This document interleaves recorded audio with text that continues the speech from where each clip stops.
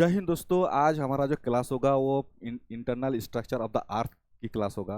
हम लोग जानते ही हैं, आप लोग जानते ही हैं कि हम लोग जो क्लास ले रहे हैं वो क्लास एनसीईआरटी के बेसिस पर ले रहे हैं। एनसीईआरटी में जो भी है 6 से लेके 11 तक को स्टडी करके उनका जो आधार है, एनसीईआरटी का जो आधार बना के यूपीएससी का पैटर्न देखते हुए उसको डीप एनालिसिस करके हम लोग का सेशन लेते हैं। ठीक है, तो आज भी हम लोग एनसीईआरटी को बेस बना के उसका एनालिसिस करेंगे। आज हम लोग टॉपिक चुने हैं internal structure of the earth, पृथ्वी की आंतरिक संरचना। ठीक है, तो हम लोग का जो टॉपिक है पृथ्वी पृथ्वी की आंतरिक संरचना संरचना जो हम पृथ्वी के ऊपर है, सतह में है, उसके अंदर का जो संरचना क्या है, पृथ्वी के अंदर का संरचना क्या है, उसके बारे में हम लोग आज डिस्कशन करेंगे। जैसे एग्जांपल के तौर पर लोग देते हैं, जैसे ग्लोब है।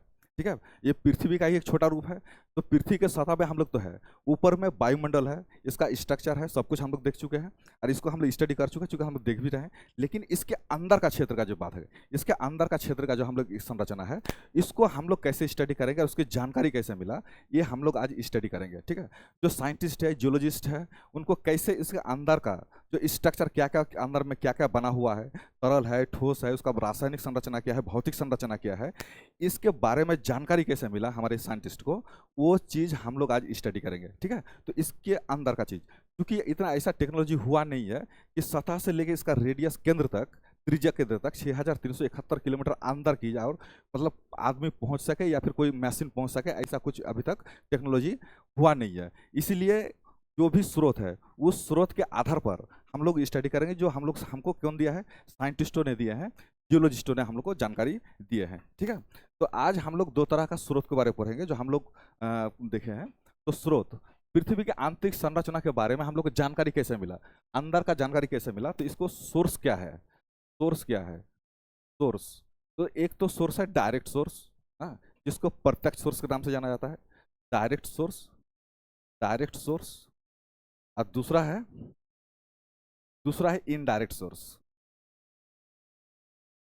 Indirect source. ठीक है, तो डायरेक्ट सोर्स में क्या है, डायरेक्ट सोर्स में अगर देखा जाए तो डायरेक्ट सोर्स में क्या है, एक नंबर, हाँ, ड्रिलिंग, ड्रिलिंग,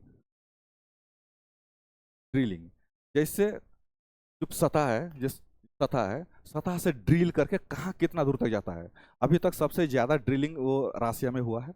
वहाँ सबसे ड्रिल करते करते लगभग 12-13 किलोमीटर ड्रिल करने के बाद आगे जा ही नहीं पाते, वो पिघल जाते थे। जो ड्रिल मशीन में जो जो मशीन होता था, जो मशीन से जो ड्रिल किया जाता था, वो नीचे जाते जाते पिघला जाता था और होता ही नहीं था।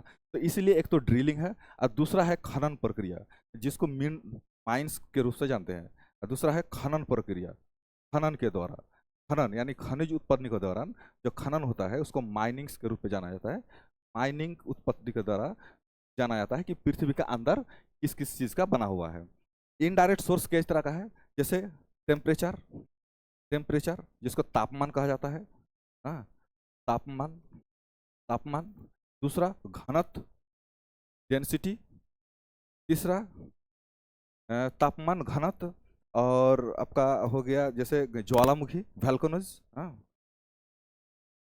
ज्वालामुखी, ज्वालामुखी, उल्कापिंड, हाँ, उल्कापिंड, हाँ, उल्कापिंड हो गया। उसके बाद आपका हो गया भूकंप, भूकंप, हाँ, भूकंप। और कई तरह का सोर्स है आदि। तो हम लोग इस तरह का जो सोर्स है, इस सोर्स से हम लोग को पृथ्वी के अंदर का, जो पृथ्वी का अंदर का क्षेत्र है, उसकी हम लोग को जानकारी मिला है। ठीक है ना, तो डायरेक्ट और इनडायरेक्ट, तो इसका जो है डायरेक्ट और कैसे हम लोग को मिला है, इसका बाद में हम लोग डिस्कस करेंगे। पहले हम लोग देख लेते हैं कि पृथ्वी का जो स्ट्रक्चर है वो कैसा है। ठीक है, तब हम लोग समझेंगे बाद में कि ऐसे कैसे हम लोग को पता चला, तापमान में कैसे पता चला, घनत्व में कैसे पता चला, ज्वालामुखी में क्या पता चला, उल्का पिंड में क्या चला और भूकंप में क्या पता चला। ठीक है, तो सबसे पहले हम लोग देख लेते हैं पृथ्वी का स्ट्रक्चर। पृथ्वी का स्ट्रक्चर जो है, पृथ्वी का अगर देखा जाए तो पृथ्वी के स्ट्रक्चर, जो अंदर का स्ट्रक्चर, दो तरह का स्ट्रक्चर है, सॉरी दो प्रकार का बनावट है। एक तो होता है रासायनिक स्ट्रक्चर।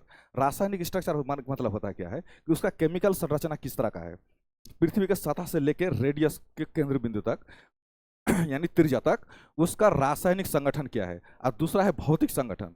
भौतिक संरचना क्या है, उस संगठन क्या है कि उसका ठोस, उसका कठोरता और भौतिक रूप के आधार पर उसका संरचना कैसा है। ठीक है, तो सबसे पहला अगर हम देखें नंबर 1, ये रासायनिक वर्गीकरण। ठीक है, परतों की बनावट। तो रासायनिक संरचना और खनिजों के गुणों के आधार पर पृथ्वी 3 संकेंद्रित परतों में बटा हुआ है। ठीक है, 3 संकेंद्रित बना हुआ है। पहला क्या है, पहला है क्रस्ट, पहला है क्रस्ट, पहला क्रस्ट है। अगर हम पृथ्वी की बात करें, जैसे मान लीजिए पृथ्वी है, ये पृथ्वी है, ये पृथ्वी है, तो इसमें जो पहला वाला होगा, ये पहला वाला जो होगा, ये ये सॉरी ये पृथ्वी है। और पृथ्वी के अंदर जो परत है, ये पहला वाला जो परत है, ये पहला वाला परत, यहाँ से लेके यहाँ तक ये है क्रस्ट। हाँ, क्रस्ट पहला पहला परत। जो हम लोग सतह है, सतह से जस्ट नीचे, सतह में कौन कौन चीज है, महाद्वीप और महासागर है। तो महाद्वीप और महासागर के नीचे जो ऊपर है, उसको हम लोग कह सकते हैं क्रस्ट। इसको क्रस्ट, इसको हिंदी में कहता है भूपरपट्टी, भूपरपट्टी। हाँ, भूपट्टी। और नीचे वाला जो पार्ट है, इस नीचे वाला पार्ट है, ये है मेंटल, ये है मेंटल, मेंटल। ठीक है, मेंटल, इसको हिंदी में मेंटल ही कहते हैं। और तीसरा वाला जो पार्ट है, 1 2 3, ये वाला पार्ट है, ये है कोर, कोर, जिसको हिंदी में कहा जाता है कोरोड। ठीक है, तो हम लोग इसको इस आधार पर हम लोग इसको डिस्कस करेंगे। ठीक है, अगर हम लोग देखा है, अगर इसको ऐसे काट लिया जाए, ऐसे करके काट लिया जाए, इसको ऐसे करके काट लिया जाए, तो इसको इस तरह का बनेगा, ऐसे इस तरह का बनेगा। हाँ, इस तरह का बनेगा। तो इस वाला क्षेत्र जो है, ये वाला क्षेत्र हो जाएगा आपका, ये वाला क्षेत्र क्या होगा, ये है क्रस्ट, ये क्रस्ट। और यहाँ से यहाँ हो जाएगा मेंटल, मेंटल, मेंटल। और यहाँ से यहाँ हो जाएगा कोर। ठीक है, यह कोर हो जाएगा। तो हम लोग 3 रासायनिक संरचना के आधार पर हम लोग बांटेंगे। ठीक है, तो इसमें कह रहा है क्या कि वह पृथ्वी का सबसे बाहरी वाला क्षेत्र, सबसे बाहरी वाला क्षेत्र है, ये भी सबसे बाहरी वाला क्षेत्र है। ठीक है ना, तो सबसे बाहरी वाला क्षेत्र है। स्टेटमेंट अन कह रहा है क्या कि सबसे बाहरी और सबसे पतली परत है, मुख्य रूप से सिलिकेट और ठोस खनिजों से बना हुआ है। सिलिकेट और ठोस खनिजों से बना हुआ है। क्या बना हुआ है, ये क्रस्ट बना हुआ है, क्रस्ट, क्रस्ट जिसको भूपरपट्टी के नाम से जानते हैं। ठीक है, मेंटल, मेंटल क्या है, यह क्रस्ट के नीचे, ठीक नीचे स्थित होता है। मेंटल जो है, ये क्रस्ट के नीचे, ठीक नीचे, ये ऊपर है, उसके नीचे वाला पार्ट क्या है, मेंटल है, स्थित होता है। अत्यधिक गर्म है, अत्यधिक घनत्व वाली चट्टानों से निर्मित है, जो उच्च तापमान के कारण कुछ हिस्सों में अत्यधिक लचीली या आंशिक रूप से पिघली हुई अवस्था में है। इसलिए है कि मेंटल जो क्षेत्र होता है, इस क्षेत्र में लावा घूमते रहते हैं, थोड़ा चिपचिपा पदार्थ होता है लावा, जो ऊपर आने के बाद मैग्मा के रूप में, नीचे magma chamber, sorry magma chamber है, जो ऊपर आने के बाद लावा बन जाता है। ठीक है, तो ये मेंटल के में मैग्मा है, इसलिए अत्यधिक गर्म है। ठीक है, और ऊपर आने के बाद लावा बन जाता है। तीसरा क्या है, क्रोड है। क्रोड है पृथ्वी का सबसे केंद्रीय भाग है, जो रेडियस वाला भाग है, सबसे केंद्रीय भाग है, जिसके 2 हिस्सों में बटा गया है। इसका क्या है, बाहरी कोर, जो आउटर कोर है, आउटर कोर लिक्विड है, और इसी में चुंबकीय क्षेत्र है। ठीक है, यह एक गारा श्यान और तरल विस्कस लिक्विड है, जो मुख्य रूप से पिघले हुए लोहे और निकल से बने हुए, जिसको निफे कहा जाता है। आंतरिक कोड क्या है, अत्यधिक दबाव के कारण यह भाग पूरी तरह से घना और ठोस है। ठीक है ना, तो ये हम लोग 3 क्रस्ट, मेंटल और कोड में बटा हुआ है। ठीक है, अब भौतिक वर्गीकरण क्या कर रहा है, भौतिक वर्गीकरण की बात करें तो भौतिक वर्गीकरण की बात करें तो भौतिक अवस्था क्या है, कठोरता और व्यवहार के आधार पर, कठोरता, भौतिक अवस्था और कठोरता और व्यवहार के आधार पर पृथ्वी को परतों में निम्न भागों में बांटा गया है। एक है लिथोस्फीयर, जिसको स्थल मंडल कहा जाता है। लिथ मतलब होता है चट्टान। हाँ, लिथोस्फीयर, लिथ मतलब चट्टान, चट्टान जिसको हम लोग हार्ड कहते हैं। ठीक है ना, तो पृथ्वी का सबसे बाहरी ठोस परत, यानी जब पृथ्वी बना था तो चट्टान, जब पृथ्वी में मैग्मा जब ऊपर आगे ठंड हुआ, तो उसमें क्या हुआ, चट्टान का रूप धारण करा, चट्टान टूटने फूटने अपेक्षा होने के बाद क्या हुआ, मिट्टी बना। तो सबसे ऊपरी भाग है, यह संपूर्ण क्रस्ट और ऊपरी मेंटल का ठोस हिस्सा है। ये भौतिक वर्गीकरण की बात कर रही है। ठीक है ना, तो सबसे ऊपर है लिथोस्फीयर, सबसे उसके नीचे है एस्थेनोस्फीयर, जिसको दुर्बल मंद कहते हैं। इसी में मैग्मा चेंबर है। लिथोस्फीयर के नीचे स्थित ऊपरी मेंटल का वह भाग प्लास्टिक की तरह व्यवहार करता है। प्लास्टिक की तरह इसलिए करता है क्योंकि उसमें मैग्मा का चेंबर है। ठीक है, और धीरे धीरे बहता है। मेसोस्फीयर, मेसोस्फीयर इसके नीचे वाला भाग है। मेसोस्फीयर मेंटल जो है, इसमें क्या है कि यह लिथोस्फीयर और एस्थेनोस्फीयर के नीचे है। जैसे मान लीजिए क्या कि ये लिथोस्फीयर है, यहाँ से लेके ये लिथोस्फीयर है, ये लिथोस्फीयर है, लिथोस्फीयर, लिथोस्फीयर है। और नीचे क्या है, एस्थोनोस्फीयर, ये एस्थोनोस्फीयर का पार्ट है, ये एस्थेनोस्फीयर, एस्थोनोस्फीयर का पार्ट है ये। और इसके नीचे जो है लिथोस्फीयर, एस्थोनोस्फीयर, और यहाँ मेसोस्फीयर, हाँ मेसोस्फीयर, मेसोस्फीयर। ये पृथ्वी का जैसे हम बांटे तो ये ऊपर वाला पार्ट, ये सतह वाला पार्ट हो गया। तो यहाँ नीचे लिथोस्फीयर है, इसको क्या है, एस्थोनोस्फीयर, मेसोस्फीयर। और नीचे जो क्रोड वाला भाग है ये है बेरीस्फीयर, हाँ ये बेरीस्फीयर, हाँ इसको बेरीस्फीयर के नाम से जाना जाता है। ये है आंतरिक और बाहरी कोर मिला के, आंतरिक और बाहरी, आंतरिक और बाहरी कोर मिला के इसको बेरीस्फीयर के नाम से जाना जाता है। ये बेरीस्फीयर, हाँ बेरीस्फीयर। तो इसमें क्या है, बाहरी कोर तरल अवस्था में है, बाहरी कोर तरल अवस्था में है, जो कोर का जो पार्ट है अभी जैसे पहले हम लोग दिखाए स्ट्रक्चर में। और आंतरिक कोर जो है ये अत्यधिक उच्च घनत्व वाला ठोस केंद्र है, ठीक है। तो अगर हम आगे देखें, देखिए देखिए क्या है कि ये हमारा पृथ्वी है। जैसे पृथ्वी को अगर, ये पृथ्वी है, ये पृथ्वी है, ये पृथ्वी यहाँ से लेके ये पृथ्वी गोल है, ये गोल है। और इसको अंदर से एक रेडियस तक इसको काट लिया गया है, यानी ये रेडियस है 6378, कहीं कहीं 70 71 भी लिखा रहता है, एनसीईआरटी में 6371 कहीं 70 लिखा हुआ है, ठीक है। तो रेडियस से लेके इसका स्ट्रक्चर बना हुआ है, ठीक है।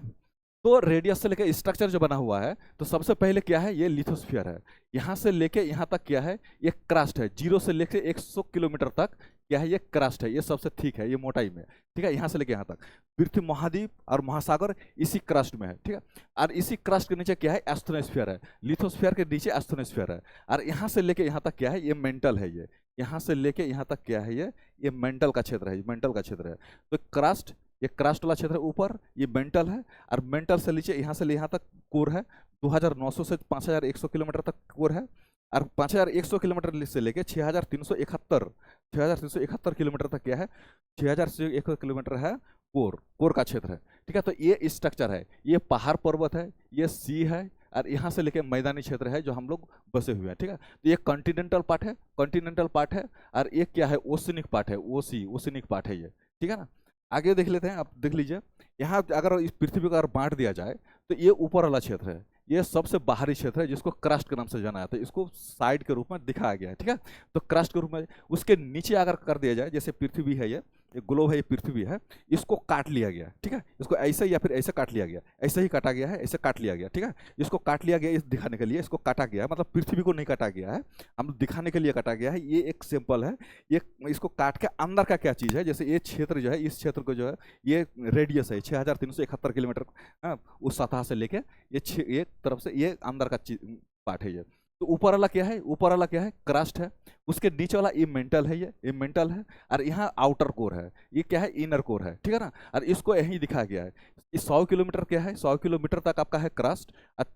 600 किलो से लेके 2900 किलोमीटर तक क्या है, ये है मेंटल। और 2900 से लेके 6371 किलोमीटर कोर है, जिसमें 5150 किलोमीटर तक, 2900 से 5150 किलोमीटर तक आउटर कोर है। और 5150 किलोमीटर से लेके क्या है, इनर कोर है। तो सी लेवल है, क्रस्ट है, मेंटल, आउटर कोर है और इनर कोर है, ठीक है। तो इस तरह का मतलब बांटा गया है, आप लोग विजुअलाइज करने के लिए मैप को लगाया गया। तो आगे इसमें कह रहा है क्या, आगे कह रहा है क्या, देखिए अब आते हैं। ये तो एक ओवरव्यू मिल गया, किसका ओवरव्यू मिल गया, आपका हमारे पृथ्वी कितना पार्ट में बटा गया है, इसका इंटरनल स्ट्रक्चर और आंतरिक संरचना, इसमें कितना भाग में बटा गया है। तो रासायनिक दृष्टि में भी 3 है और भौतिक दृष्टि में भी 4 है, ठीक है। तो हम लोग क्रस्ट की अगर हम लोग सिंपल बात कर लेते हैं, क्रस्ट क्या है, आयतन, इसका जो आयतन है, वॉल्यूम क्या है, पृथ्वी भूपर पृथ्वी की बाहरी और ऊपरी परत है जो पृथ्वी कुल आयतन का 1% है। पूरा पृथ्वी का अगर वॉल्यूम की बात करें, आयतन की बात करें, तो मात्र 1% है। कितना पतला आप समझ सकते हैं, ठीक है ना। भूपर के प्रकार के एक प्रकार, यह मुख्यतः 2 प्रकार की होती है। महाद्वीपीय भूपर, जो महाद्वीप वाला क्षेत्र है, जो कंटिनेंटल क्रस्ट कहा जाता है, इनकी मोटाई अधिक होती है, जो सामान्य भूमि खंडों से नीचे 30 से 50 किलोमीटर होती है। इसका एवरेज 30 से 50 किलोमीटर होती है, हाँ कहीं कहीं 30 से 40 भी लिखा, 30 से 35 भी लिखा रहता है, विस्तृत है। और महासागर ये जो भूपर्पट्टी है, यह अपेक्षाकृत काफी पतली होती है, क्योंकि अगर हम देखिए ये क्या है कि अगर ऐसा अगर देखे ये पृथ्वी का अगर ऐसा देखे और इसको अगर ऐसा हटा दिया जाए, तो यहाँ से लेके ये क्या है, ये महासागर है ये। तो यहाँ के अगर 30 किलोमीटर है, 30 से 40 किलोमीटर है, तो ये तो हटेगा ना, ये तो माइनस हो जाएगा। तो ये जो क्षेत्र बटा, ये क्षेत्र क्या है, 5 से 10 किलोमीटर की मोटाई है ये। हाँ, किलोमीटर की ये क्या है, थिकनेस है ये 30 से 40 किलोमीटर क्या है, ये कॉन्टिनेंटल, सीसी यार ये ओसेनिक, ओसी, ठीक है ना। तो चूंकि पानी हटा देंगे तो बचेगा क्या, उसका मोटाई घट जाएगा। तो यही यही कह रहा है कि इसमें महासागर भूप्रपाटी है 5 से 10 किलोमीटर होती है। इसका घनत्व की अगर बात करें तो महासागरीय परत महाद्वीपीय परत की तुलना में अधिक सघन है। इसके पीछे कारण क्या है, जो महाद्वीप है, जो महाद्वीपीय क्रस्ट है, ये है ये ग्रेनाइट का बना हुआ है। ये ग्रेनाइट का ऊपर वाला जो पार्ट है ये ग्रेनाइट का बना हुआ है, ग्रेनाइट चट्टान से बना हुआ है। और जो महासागर वाला पार्ट है ये बेसाल्ट की बना हुआ है। हाँ, बेसाल्ट की बना होता है, ठीक है ना। अच्छा, रासायनिक संरचना और घनत्व में क्या बताते हैं, जैसे महाद्वीपीय परत सीएल जिसको कहा जाता है, यह परत हल्की ग्रेनाइट चट्टानों से बनी होती है। हल्की ग्रेनाइट चट्टानों से बनी होती है और ग्रेनाइट बेसाल्ट की अपेक्षा घनत्व में कम होती है। और घनत्व कम होने का कारण होता क्या है, वो हल्का होता है, ठीक है ना। इसमें मुख्य सिलिका और एल्युमिनियम से बने होती है। Silica aluminium CL, SiAlCl। तो एस आई में क्या है, सिलिका, हाँ सिलिका, सिलिका। और एल में क्या है, एल में क्या है, एल्युमिनियम, एल्युमिनियम, एल्युमिनियम, ठीक है ना। तो महाद्वीपीय परत कह रहा है यह परत हल्की ग्रेनाइट चट्टानों से बनी है।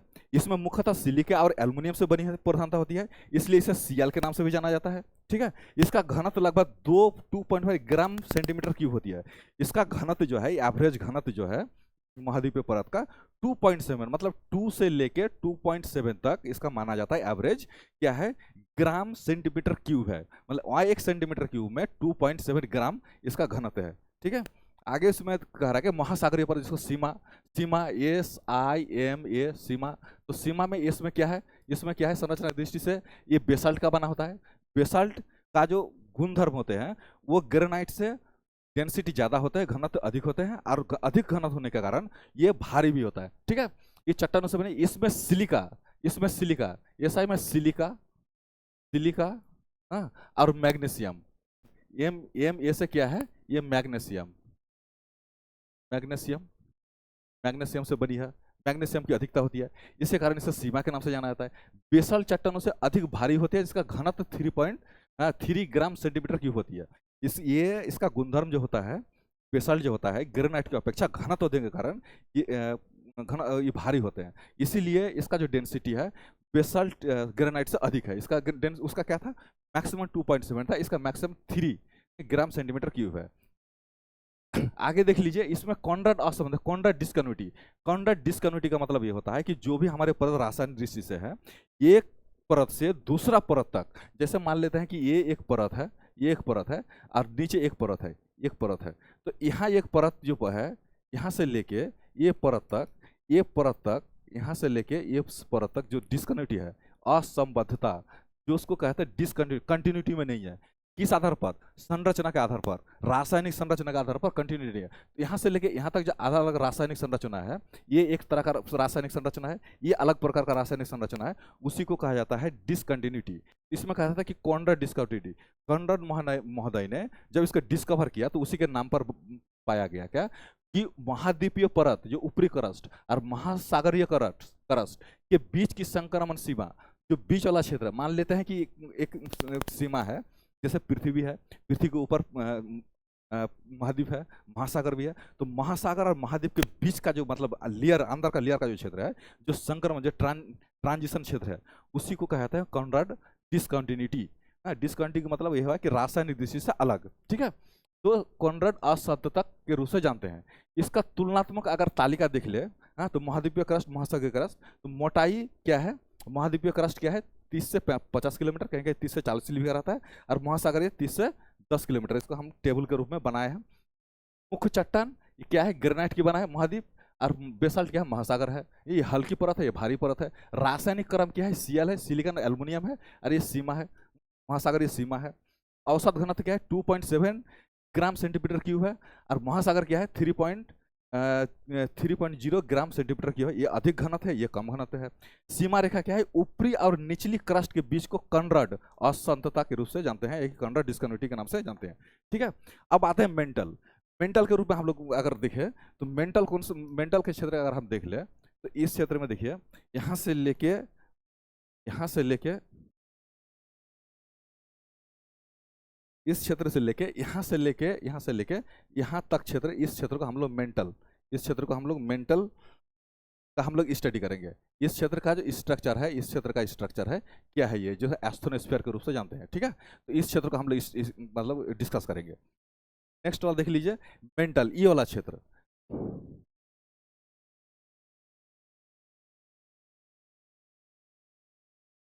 ये वाला क्षेत्र, यहाँ से लेके यहाँ से यहाँ तक ये मेंटल वाला क्षेत्र है, ठीक है। ये मेंटल वाला यहाँ से लेके ये बीच वाला क्रस्ट के नीचे वाला क्षेत्र है, ये मेंटल को क्षेत्र हम लोग डिस्कस करेंगे। यानी अगर देखा जाए तो ये वाला क्षेत्र को हम लोग डिस्कस करेंगे, इस क्षेत्र को डिस्कस करेंगे, ठीक है। तो आगे मेंटल को हम लोग देख लेते हैं, मेंटल क्या कर रहा है। आयतन और मोटाई, मोटाई आयतन इसका जो है, इसका आयतन यानी वॉल्यूम और मोटाई, मोटाई मेंटल पृथ्वी की सबसे मोटी परत होती है। पृथ्वी में जो 3 परत है जो हम लोग राशन डिस्ट्रिक्ट में देखे, क्रस्ट, मेंटल और कोर, सबसे मोटी परत है। कुल आयतन का 83%, यानी कुल आयतन वॉल्यूम का सबसे ज्यादा, यानी पूरा पृथ्वी का सबसे ज्यादा आयतन वॉल्यूम मेंटल का ही है। इसको ध्यान रखिएगा, 80% से लेकर 83% जाना जाता है, ठीक है। ये 83% रूप से जाना जाता है। विस्तार कहाँ से कहाँ तक है, मोह असंतता, जो क्रास्ट और ऊपरी मेंटल के बीच सीमा बनाते हैं। जो क्रास्ट है और बीच का जो सीमा है उसको क्या कहता है, मोह डिस्कंटिन्यूटी। इसको ध्यान रखिएगा, कभी कभी पूछता है कि मोह डिस्कंटिन्यूटी किसको उसको अलग करते हैं, तो क्रास्ट और मेंटल के बीच को अलग करते हैं। से लेकर पृथ्वी की बाहरी कोर तक 2900 किलोमीटर की गहराई तक विस्तृत है। चट्टान संरचना के मुख्य रूप से लोहा और मैग्नीशियम से बना होता है, जिसको पेरिडोटाइट कहा जाता है, ठीक है। तो पेरिडोटाइट किस किस से बना होता है, यूपीएससी कभी कभी क्वेश्चन पूछा, कई एग्जाम में पूछा गया है। तो लोहा और मैग्नीशियम से बनी हुई है। नामक गहरे रंग की सघन और अग्नि चट्टान है। तो ये क्या है, या पेरिडोटाइट क्या है, अग्नि चट्टान भी है। चट्टान की जब पढ़ाएंगे तो पता आपको इसमें अच्छा से समझ आएगा। हम तक ये शॉर्ट वीडियो बना रहे हैं, इसलिए थोड़ा सा हम विस्तार नहीं कर रहे हैं। आप लोग थोड़ा सा देखते जाए, आगे की और जो क्लास होगा उसको हम अच्छा से विस्तार से करेंगे। मेंटल का विभाजन क्या है, मेंटल का आंतरिक और भौतिक गुणों के आधार पर 3 परतों में विभाजित किया जाता है। ऊपरी जो है ठोस, जो सबसे ऊपरी परत है, यानी मेंटल है सबसे ऊपरी परत। मेंटल को 3 भागों में बांटेगा, ऊपरी mental, upper mantle, middle mental और लोअर मेंटल। तो ऊपरी मेंटल जो है क्या है, ये मेंटल का सबसे ऊपरी भाग जो पूरी तरह से ठोस है, ठीक है। उसके बाद मिडिल मेंटल, जिसको एस्थोनोस्फीयर है। एस्थोनोस्फीयर वो क्या, मैग्मा चेंबर है। जब भी लावा जो वोल्केनो जो होते हैं, ज्वालामुखी होता है, वही मेंटल, मध्य मेंटल जो एस्थोनोस्फीयर है, वहां से लावा ऊपर की ओर आते हैं, ठीक है। हम लोग जब प्लेट टेक्टोनिक की बात करेंगे तब आपको डिस्कशन में इसमें बात करेंगे। तो एस्थोनोस्फीयर जिसको मिडिल मेंटल के नाम से, इसे दुर्बलता मंडल, दुर्बल यानी ये चिपचिपा होता है, प्लास्टिक की तरह चिपचिपा होते हैं।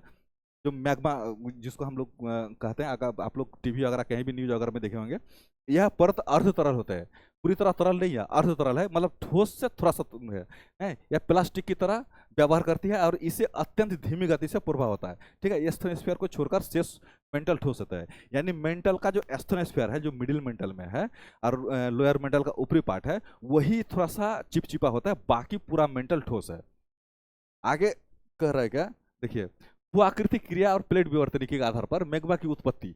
मैग्मा की उत्पत्ति कैसे होता है, एस्थोनोस्फीयर के आंशिक रूप से पिघलने के कारण मैग्मा, पिघला हुआ जो पदार्थ उत्पन्न होता है, आसपास के ठोस पदार्थ की तुलना में कम घनत्व होते हैं। हाँ, चूंकि वो तरल है तो कम घनत्व होता है। मैग्मा की ऊपरी पर उठता है और सतह पर आ जाता है, जिसको लावा कहते हैं। जब ज्वालामुखी के द्वारा या और किसी कारणवश जो ऊपर आ जाते हैं मैग्मा, तो वो ठोस हो जाता है। जब ऊपर आ जाते हैं तो लावा बन जाता है, और ठोस होने के बाद चट्टान बन जाता है, और टूट फूटने के बाद क्या होता है, मिट्टी वगैरह बन जाता है, ठीक है। लिथोस्फीयर जो आता है, लिथोस्फीयर क्या है, लिथोस्फीयर ऊपरी मेंटल के ऊपरी भाग और संपूर्ण क्रस्ट में मिलकर बना यह ठोस परत स्वतंत्र खंडों में विभाजित है, जिन्हें टेक्टोनिक प्लेट कहा जाता है, ठीक है ना। टेक्टोनिक प्लेट, हमारा जो पृथ्वी का जो सतह पार्ट है, ये अनेक प्लेटों में बटा हुआ है। ये प्लेट टेक्टोनिक थ्योरी में हम लोग पढ़ेंगे, तो कई तरह का प्लेटों में बटा हुआ है। उसी प्लेट के नीचे एस्थोनोस्फीयर के ऊपर लिथोस्फीयर जो प्लेटों में बटा हुआ है, उसके ऊपर तैरता हुआ है, एक मूवमेंट करते रहता है। जो हम लोग पृथ्वी के ऊपर देख रहे हैं, महाद्वीप, महासागर, ये प्लेटों में, नीचे प्लेटों के ऊपर बसा हुआ है, यानी ये अस्थिर वाला पार्ट है ये। इसलिए भूकंप आते हैं, ज्वालामुखी आते हैं। प्लेटों का संचालन क्या है, कैसे प्लेट मूवमेंट कैसे होता है। लिथोस्फीयर प्लेट्स के नीचे स्थित लचीले अर्धतरल एस्थोनोस्फीयर के ऊपर धीरे धीरे स्थानांतरित करते रहते हैं, जो अभी बताया आपको। विवर्तनीय घटना क्या है, इन प्लेटों के आपस में टकराने के, रगड़ खाने के बाद क्या होता है, भूकंप आता है। दो प्लेट हमारी, एक महासागर महाद्वीप की प्लेटों के बीच में, जो हम ऊपर है, इसके नीचे लिथोस्फीयर है। लिथोस्फीयर प्लेटों में बटा हुआ है। लिथोस्फीयर क्या है, एस्थोनोस्फीयर के ऊपर है। तो इसमें क्या है कि भूकंप, ज्वालामुखी विस्फोट और पर्वत श्रृंखलाएं नहीं, बलित पर्वत महासागरीय अगर जो भी होते हैं, इसमें क्या है, विवर्त घटना के बाद उसमें ऊपर की ओर आता है तो पता चलता है कि प्लेट का मतलब मूवमेंट होता है। असंतता डिसकन्टिन्यूटी निचला मेंटल और ऊपरी कठोर जो आंतरिक रूप से रेपेटिव असंतता के रूप से द्वारा विभाजित किया जाता है। ठीक है, आगे इसमें एक चार्ट दिया गया है। चार्ट क्या है, लेयर के रूप में बताया गया। संगठन, भौतिक और अवस्था, प्रमुख विशेषता है। तो प्रमुख विशेषताओं की बात करें तो इसमें देख लीजिए लिथोस्फीयर। लिथोस्फीयर जो सबसे ऊपरी वाला पार्ट है, क्रस्ट प्लस ऊपरी मेंटल, ठोस मेंटल। क्रस्ट और मेंटल का जो सबसे ऊपर वाला पार्ट है वो लिथोस्फीयर है। प्लेट्स में विभाजित है, प्लेटों को गतिविधियों के केंद्र है ये। अभी बताया आपको कि लिथोस्फीयर जो है, लिथोस्फीयर उसमें क्या है, वो एक प्लेटों में विभाजित है। और वो किससे बना हुआ है, वो बना हुआ है क्रस्ट और मेंटल का ऊपरी वाला पार्ट, यानी इसका 100 किलोमीटर तक का जो है ये मोटाई है। ये एस्थोस्फीयर क्या है, एस्थो अर्ध तरल आंशिक अवस्था में है। ये मैग्मा का मुख्य स्रोत है, प्लेट इसी पर तैरता है। तो एस्थोस्फीयर क्या है, 100 से लेके 350 से 450 किलोमीटर तक है ये। ठीक है, ये एस्थोस्फीयर। एस्थोस्फीयर पतला मतलब चिपचिपा होता है, ये हल्का तरल होता है। और इसी में मैग्मा चेम्बर है ये। ठीक है, मैग्मा का मुख्य स्रोत है, इसको मैग्मा चेम्बर के रूप से जानते हैं। निचला मेंटल क्या है, अत्यधिक सघन, ठोस और कठोर होते हैं। मोह से शुरू होकर कोर सीमा तक जाता है। तो नीचे है ये एक तरफ से मेसोस्फीयर के नाम से, ये मेसोस्फीयर के नाम से जानते हैं। ठीक है ना, निचला मेंटल। आगे आगे कह रहा है क्या, कोर। अब लास्ट जो है कोर के रूप में हम जानते हैं कोर, जो सबसे नीचे वाला पार्ट है, सबसे अंदर वाला पार्ट है। ठीक है, तो इसका जो विस्तार है ये 2900 किलोमीटर से लेके 6370-71 किलोमीटर केंद्र बिंदु तक, पृथ्वी के केंद्र बिंदु तक की बात कर रहे हैं। कोर है, कोर भी क्या है, 2 परतों में बटा हुआ है। जो आउटर कोर है जहाँ पूरी तरह लिक्विड है, और इनर कोर जो सॉलिड है। इसको जब हम विस्तार से पढ़ेंगे तो ये लिक्विड क्यों है और वो सॉलिड क्यों है, इसको हम लोग देखेंगे। और उसका घनत्व इतना अधिक क्यों है। ठीक है ना, तो विस्तार और गहराई। विस्तार और गहराई क्या है, कोर पृथ्वी का सबसे गहरा आंतरिक और दुर्बल क्षेत्र है। यह 2900 किलोमीटर की गहराई पर मेंटल की निचली सीमा से शुरू होकर पृथ्वी 6371 किलोमीटर विस्तृत है। मेंटल कोर सीमा को, मेंटल सीमा को, रेखा को गुटेनबर्ग असंतुलन कहा जाता है। मेंटल क्वेश्चन कई बार पूछा गया है, पीसीएस में पूछा गया, यूपीएससी में पूछा गया है। और ये एनसीईआरटी का लाइन है, ये एनसीईआरटी से ही सब लाइन लिया गया है। इसमें कह रहा है क्या कि मेंटल और कोर के बीच का जो लाइन है, डिसकंटिन्यूटी है, उसको गुटेनबर्ग डिसकंटिन्यूटी के नाम से जानते हैं। ठीक है, उसके द्वारा निर्धारित किया आयतन और द्रव्यमान क्या है, कोर का घनत्व और मेंटल घनत्व 2 गुना से अधिक है। इसका घनत्व जो है मेंटल का 2 गुना से भी है, बहुत घनत्व है ये। इसका लगभग 11 से लेके 13 ग्राम सेंटीमीटर क्यूब से रूप से जानते हैं हम लोग। ठीक है, यह पृथ्वी का कुल आयतन का लगभग 16% है और द्रव्यमान 32% है। उसका जो है वॉल्यूम कितना था, 80 से लेकर 83 था मेंटल का, और क्रस्ट का 1% था, इसका 16% है। द्रव्यमान 32% है। रासायनिक संरचना क्या है, निफे। एक कोर वाला जो क्षेत्र है निकेल और फ्रियम से बना होता है। ठीक है, कोर का निर्माण अत्यधिक भारी और सघन धात्विक सामग्री से बना हुआ है, सबसे भारी और सबसे सघन रूप से बना हुआ है। फिर भी आउटर कोर तरल है। इसका विस्तार रूप से आगे हम डिस्कस करेंगे। मुख्य रूप से निकेल, जो लोहा फेरस के नाम से शामिल है, इसी कारण इसे निफे कहा जाता है। ठीक है, क्योंकि फेरस और निकल से बना हुआ है, इसलिए उसको शॉर्ट में दोनों अक्षरों का जो शॉर्ट नेम है निफे के नाम से जानते हैं। कोर का उप विभाजन है लगभग 5150 किलोमीटर तक, यानी मेंटल 2900 किलोमीटर से लेकर 5150 किलोमीटर के बीच की गहराई जो स्थित है, इसको लेमन अंतता के रूप से जाना जाता है। इसको बाहरी कोर के नाम से जाना जाता है। ठीक है ना, तो बाहरी कोर 2900 से लेकर 5150 किलोमीटर से लेकर इतना तक, इसको आउटर कोर के नाम से जानते हैं। Outer core, outer core. ठीक है, आउटर कोर से नाम से जानते हैं।